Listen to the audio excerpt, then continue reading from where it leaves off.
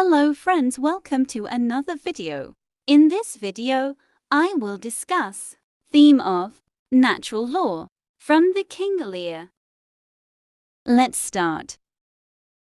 The play King Lear is about the suffering of two families. There is a circular relationship between the characters' behavior and nature.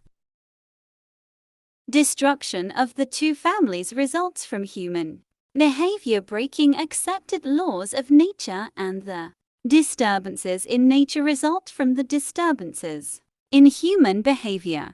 King Lear and Edmund break the law of nature. The idea of nature is first introduced by Cordelia at the start of the play.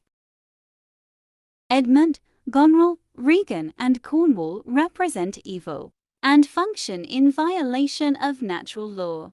Their law is man-made, and it focuses on the individual, not the good of the community. In the primary plot, Lear betrays his youngest daughter and is betrayed by his two oldest daughters. Another father, Gloucester, betrays his old legitimate son and is betrayed by his young illegitimate son. Eventually, Gloucester and Lear learn the importance of natural law when they recognized that they have violated it. Both finally turn to nature to find answers for why their children betrayed them.